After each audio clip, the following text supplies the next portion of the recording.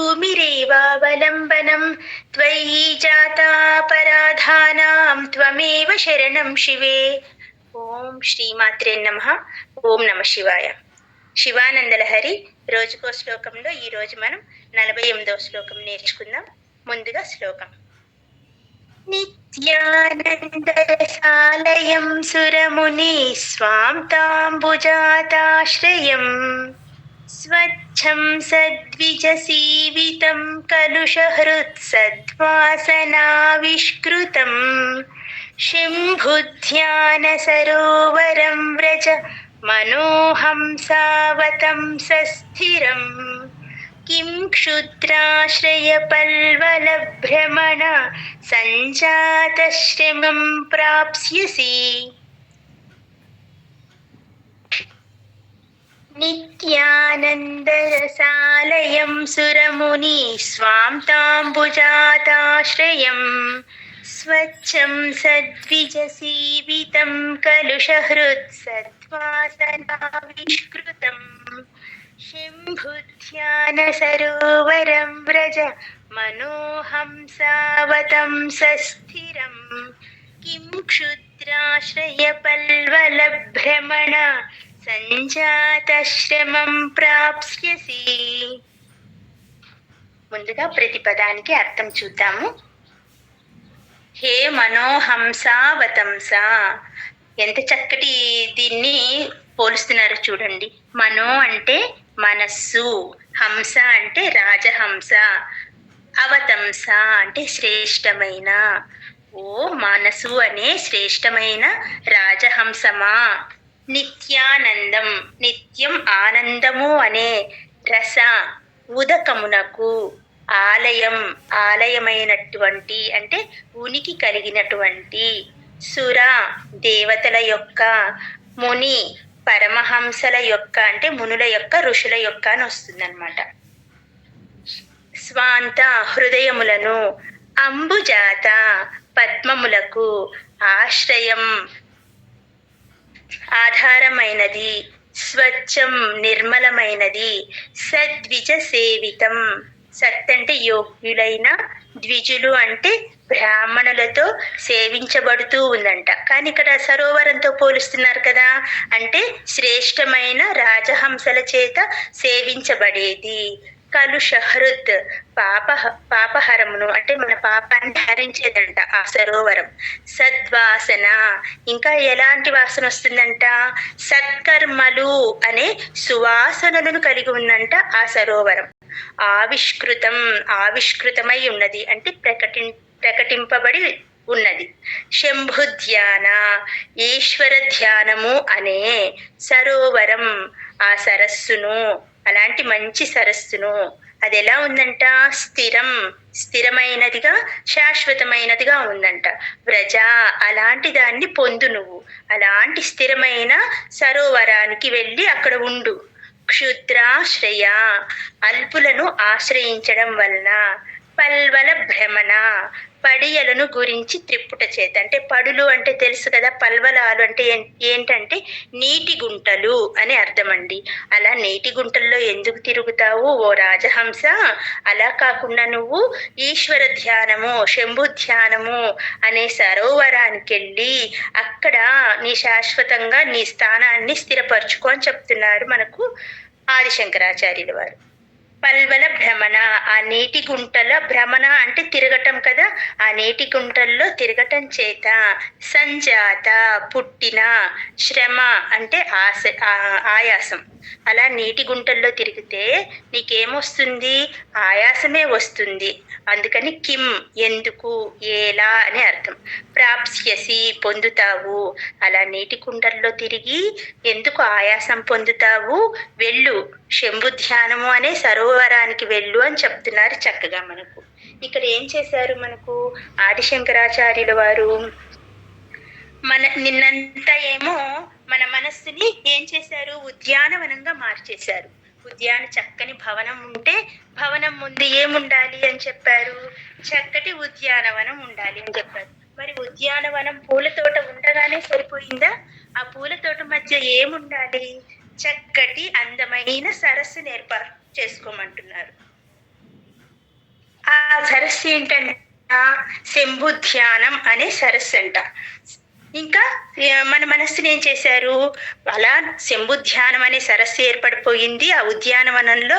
కాబట్టి ఓ ఓ మనసా, నీవు శ్రేష్టమైన రాజహంసగా మారి వెళ్ళి ఆ సరస్సులో ఉండు అని చెప్తున్నారు. అంటే ఏంటంటే ఆ ఉద్యానవనంలో శంభుధ్యానాన్నేమో సరస్సుగా పోల్చారు, మన మనస్సునేమో రాజహంసగా పోల్చారు. ఎంత చక్కటి పోలికో. మనకి యాక్చువల్గా ఎక్కడుంటాయి హంసలు, ఎక్కడ చల్లటి ప్రదేశాలుంటే అక్కడ హంసలు తిరుగుతూ ఉంటాయి అని చెప్పుకుంటాం. అంటే హిమాలయాల్లో ఇంకా మానస సరోవరంలో ఎక్కువగా హంసలు కనపడుతూ ఉంటాయి అని చెప్పుకుంటాం కదా. అదే ఇప్పుడు శంభుధ్యానమైన సరస్సులోకి మన మనస్సును పంపించమంటున్నారు. ఒకసారి ఆ అర్థం ఏంటో చూద్దాం చక్కగా. మనస్సు అనే ఓ హంస శ్రేష్టమా అని చక్కగా పలుకుతున్నారు. స్థిరమైన శాశ్వతమైన శివధ్యానం అనే సరోవరాన్ని చేరు. అది నిత్యం ఆనందమనే జలాశయంతో నిండి ఉందంట. ఆ సరస్సు ఎలా ఉంది, చక్కగా ఆనందం అనే జలాశయంతో నిండి ఉందంట. ఇంకా ఎలా ఉంది, సురులు మునులు, దేవతల యొక్క మరియు మునుల యొక్క మనస్సులు అనే పద్మాలని ఆశ్రయించి ఉందంట. అందులో ఉన్న పద్మాలన్నీ ఎవరంట, దేవతలు మరియు మునులు. వారి మనస్సులే పద్మాలుగా ఉన్నాయంట ఆ సరస్సు నిండా. ఇంకా ఆ సరస్సు ఎలా ఉందంట, చక్కగా స్వచ్ఛంగా ఉందంట. జ్ఞానులు అనే ఆల్రెడీ రాజహంసలతో సేవించబడుతూ ఉందంట. జ్ఞానులు, ద్విజులు అంటే బ్రాహ్మలు అని అర్థం. మనం ఆల్రెడీ చెప్పుకున్నాము, బ్రాహ్మణులు అంటే కులాన్ని బట్టి కాదు, గుణాన్ని బట్టి వారికి ఆ శ్రేష్టత వచ్చింది అని మనం చెప్పుకున్నాము. కాబట్టి ద్విజులతో పూజింపబడుతూ ఉందంట. జ్ఞానులు అనే రాజహంసలతో సేవించబడుతూ ఉంది. కాలుష్యమును పోగొట్టే సంస్కారములు అనే సువాసనలు వెదజల్లుతుందంట. ఇంకా ఆ సరస్సులో నుంచి ఎలాంటి సువాసనలు వస్తున్నాయంట, మన చెడ్డ కర్మలను తీసేసే, మంచి సంస్కారాలను పెంచే సువాసనలతో నిండి ఉందంట చక్కగా ఆ సరోవరం. ఎంత బాగా చెప్పారో. కాబట్టి నీవు దాన్ని ఆశ్రయించు. ఎందుకు బురద గుంటల్లో తిరుగుతావు? అలా బురద గుంటల్లో తిరగడం వల్ల నీకు ఆయాసం వస్తుందే తప్పితే మంచి క్రమశిక్షణ రాదు నీకు. నువ్వు వెళ్ళి దానిని ఆశ్రయించు అని చెప్తున్నారు. కొంచెం వివరంగా మనం చూద్దాం. నా మానసమనే రాజహంస అని చక్కగా పిలుస్తున్నారు. విషయ వాసనలతో నిండిన, అంటే విషయ వాసనలు అంటే ఏంటి, సంసారము, బాధ్యతలు, బంధాలు, ఇలాంటి వాటిని విషయ వాసనలు అంటారు. విషయ వాసనలతో నిండిన బురద గుంటల్లో తిరిగి తిరిగి చెడిపోకు అని చెప్తున్నారు. వాటిలో తేలిగ్గా దొరుకుతున్న ఆహారంతోనే, ఇప్పుడు బురద గుంటల్లో తేలిగ్గా దొరికి ఆహారం అని వెళ్ళిపోతున్నావేమో, వాటిలో తేలిగ్గా దొరుకుతున్న ఆహారంతోనే సరిపుచ్చుకొని అదే జీవితం అనే భ్రమలో మునిగిపోకు. ఆ విషయం నీకు నేడు తెలియకపోయినా రేపటి నాడు ఈ సంచారం వల్ల నీవు చాలా అలసిపోతావు, అంతే కదా. ముందు మనకేంటి, చెడే మంచిగా కనపడుతూ ఉంటది, ఆ చెడునే మంచి అనుకుంటాం. కానీ ఉండగా ఉండగా మంచేదో చెడేదో తెలుస్తుంది. అదే చెప్తున్నారు ఆచార్యుల వారు. అంతకంటే ఇప్పుడు కొంచెం శ్రమపడి అయినా సరే శంభు ధ్యానం అనే సరోవరాన్ని చక్కగా చేరుకో అని చెప్తున్నారు. కొంచెం శ్రమే దాన్ని చేరుకోవటం, కానీ ఇప్పుడే ప్రయత్నం చెయ్యి. అలా ప్రయత్నం చేసి ఆ సరోవరాన్ని నువ్వు చేరుకో. అది ఎలా ఉందంట, శాశ్వతమైన ఆనందమనే రసంతో నిండి ఉందంట. ఆ సరోవరంలో నీళ్ళన్నీ ఆనంద జలాలంట. ఎంత చక్కటి వర్ణను. స్వాంతమైన చిత్త స్థితి కల, అంటే చక్కటి స్వాంతన అంటే మనం ఆల్రెడీ చెప్పుకున్నాము ఏమని, హృదయాలను, చక్కటి స్థితి కలిగిన హృదయాలను కలిగిన సురులు దేవతలు ఉన్నారంట. అంటే సురులు మునులు ఉన్నారంట. దేవర్షుల హృదయాలనే పద్మాలతో చక్కగా వికసించి ఉన్నది. అది చాలా స్వచ్ఛమైనది సుమా. సత్యనిష్ట గల పండితుల చేత సేవించబడుతూ ఉన్నది. చెప్పుకున్నాం కదా, బ్రాహ్మణులతో సేవించబడుతూ ఉన్నదంట. ఇంకా సద్వాసనలను సువాసనలను విరజిమ్ముతూ నీళ్ళ నీలోని నీలోని కల్మషాన్ని పోగొడుతూ ఉందంట ఆ సరస్సు. అంటే మన మనస్సులో ఎలాంటి కలుషితమైతే ఉందో ఆ కల్మషాన్ని పోగొట్టగలిగేది అంట. అటువంటి ఆ సరస్సును చేరుకొని అక్కడే చక్కగా స్థిరపడు. అది కాక వేరైనది ఏది నీవు ఎన్నడూ కోరుకోకు అని చెప్తున్నాడు. ఎంత చక్కటి వర్ణన అండి.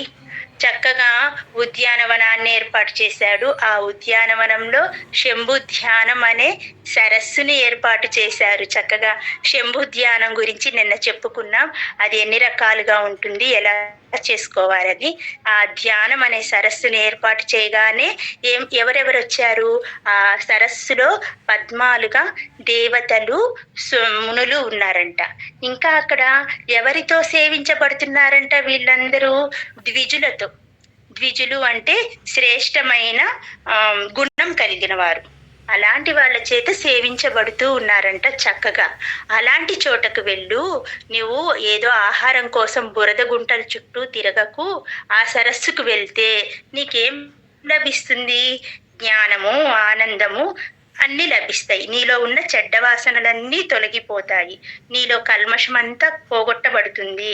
కాబట్టి అక్కడ నువ్వు స్థిర నివాసం ఏర్పరచుకో ఓ మనస్సు అనే శ్రేష్టమైన రాజహంసమా అని చెప్తున్నారు. మరి మనం కూడా చక్కగా మన మనస్సుని రాజహంసగా చేసుకొని చక్కగా ఎగిరి వెళ్ళి ఆ శంభుధ్యానం అనే సరోవరంలో మనం కూడా చక్కగా ఆనందాన్ని ఆస్వాదిద్దామా మరి. ఓం నమ శివాయ.